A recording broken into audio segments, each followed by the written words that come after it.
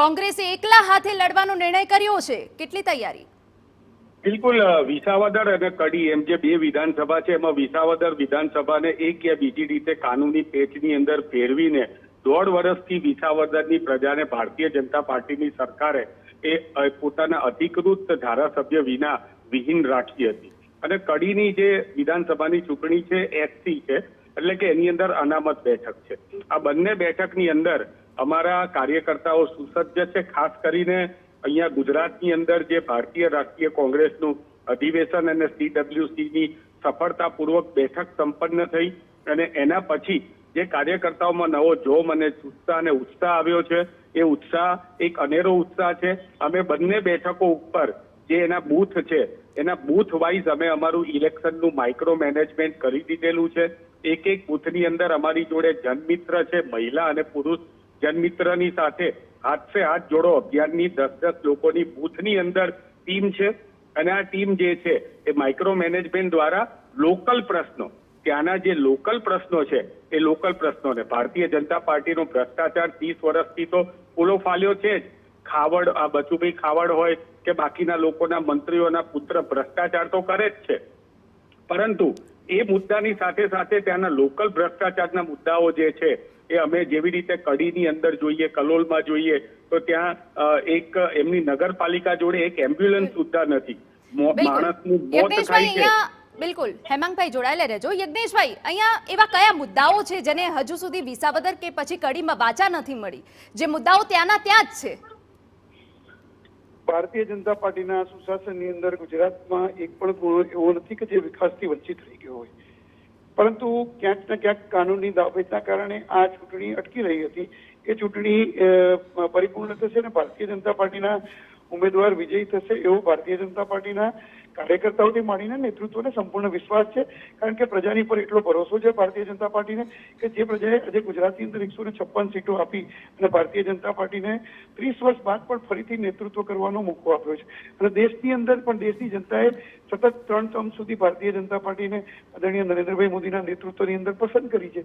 અને એના કારણે જ અમને પૂર્ણ વિશ્વાસ છે કે ભારતીય જનતા પાર્ટી આ બંને સીટો જીતશે. અને બીજી સીટની જ્યાં સુધી વાત છે તો કડીની સીટ તો ભારતીય જનતા પાર્ટીના કરશનભાઈ એ સારા ધારાસભ્ય હતા.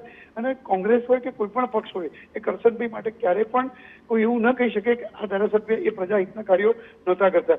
જે વ્યક્તિએ પોતે ગાડીમાં નથી બેઠા અને પ્રજાની વચ્ચે સતત રહ્યા છે અને બસની અંદર કાયમ મુસાફરી કરી, એસટી બસની અંદર મુસાફરી કરીને ગાંધીનગર આવવું, એસટી બસની અંદર મુસાફરી કરીને પાછા જવું અને પ્રજાની વચ્ચે રહેવું, એ સતત કરતા રહ્યા. પરંતુ કમનસીબે એ ધારાસભ્યશ્રીનું મૃત્યુ થયું અને ત્યારબાદ આ ચૂંટણી આવી છે. આ ચૂંટણીની અંદર પણ ભારતીય જનતા પાર્ટીના ઉમેદવારો વિજયી થશે. બિલકુલ. હેમાંગભાઈ, એક છેલ્લો સવાલ મારે તમને એ પૂછવો છે કે યજ્ઞેશભાઈ કહી રહ્યા છે કે જનતાને ભારતીય જનતા પાર્ટી પર વિશ્વાસ છે, તો શું કોંગ્રેસ પાસે કોઈ મુદ્દા નથી? જો સૌપ્રથમ તો મારે આપને એ જણાવવું છે, બે વાત કરવી છે. જે યજ્ઞેશભાઈએ પહેલા કરી હતી એ વાત જોડે હું થોડોક આંશિક સંમત છું કે ભારતીય જનતા પાર્ટી અને કોંગ્રેસ એ બંને વચ્ચે આ મુખ્ય દ્વિપાક્ષીય જંગ છે. આની અંદર આમ આદમી પાર્ટી ક્યાંય નથી. ભૂતકાળમાં આમ આદમી પાર્ટીનો ઉપયોગ જે પ્રમાણે ભારતીય જનતા પાર્ટીએ વોટ કાપવા માટે કર્યો હતો, હવે એવો પ્રસંગ આવ્યો છે કે જેની અંદર આમ આદમી પાર્ટીને સ્થાનિક સ્વરાજના ઇલેક્શનમાં નોટા કરતા પણ ઓછા વોટ મળેલા છે. એટલે આમ આદમી પાર્ટીને કોઈ ગંભીરતાથી લેતું નથી, પહેલી વસ્તુ. અને બીજી વસ્તુ, મુદ્દાઓ જે છે અમારી પાસે સમગ્ર દેશના મુદ્દાઓ છે અને ખાસ કરીને ગુજરાતની અંદર જે ભારતીય જનતા પાર્ટીએ કરેલો ભ્રષ્ટાચાર છે, દલિતો ઉપર થયેલો અત્યાચાર છે, અને ખાસ હમણાં જ યજ્ઞેશભાઈએ કીધું કે અમારા ધારાસભ્ય બહુ સરસ હતા અને એ મૃત્યુ પામ્યા અને એ એસટી બસમાં મુસાફરી કરતા હતા. તો આવા ઈમાનદાર ધારાસભ્યને શા માટે તમે મંત્રી પદથી વંચિત રાખ્યા અને બચુભાઈ ખાવડ જેવાને તમે મંત્રી પદ આપ્યું? એટલે દલિતોને વિરોધી આ સરકાર છે. યજ્ઞેશભાઈ, મંત્રી પદને લઈને અહીંયા સવાલો ઉભા થઈ રહ્યા છે, શું કહેશો આપ?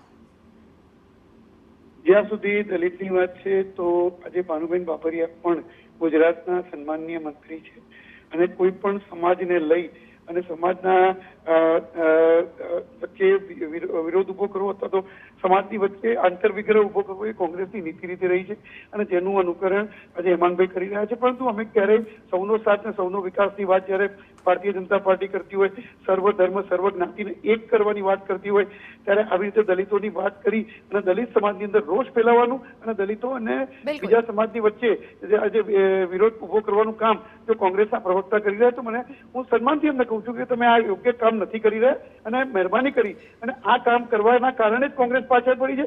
હું હેમંતભાઈને પણ વિનંતી કરું છું કે તમે તમારી કોંગ્રેસની બિલકુલ, નીતિની વાત કરો કે તમે કોંગ્રેસ શું ચૂંટણીની કરવા વાત માંગે કરો, છે, કોંગ્રેસ ક્યાં શું કરવા માંગે ચૂંટણીમાં છે. ભારતીય જનતા પાર્ટીએ શું કર્યું છે ને એ તો પ્રજાએ જોયું છે ને, એટલે જ પ્રજા ભારતીય જનતા પાર્ટીને મત આપે છે. તમે શું કર્યું છે એ નથી જોયું પ્રજાએ, એટલા માટે તમને મત નથી આપતી. એટલે મહેરબાની કરીને તમારો સ્વપ્રચાર કરો ને, તમે કોઈનો દુષ્પ્રચાર કરી બિલકુલ બિલકુલ યજ્ઞેશભાઈ, હેમાંગભાઈ, તમે અમારી સાથે જોડાયા, બંનેનો આભાર. 19 જૂને વિસાવદર અને કડી બેઠકની પેટા ચૂંટણી યોજાવાની છે. 23 જૂને જાહેર થશે પેટા ચૂંટણીનું પરિણામ.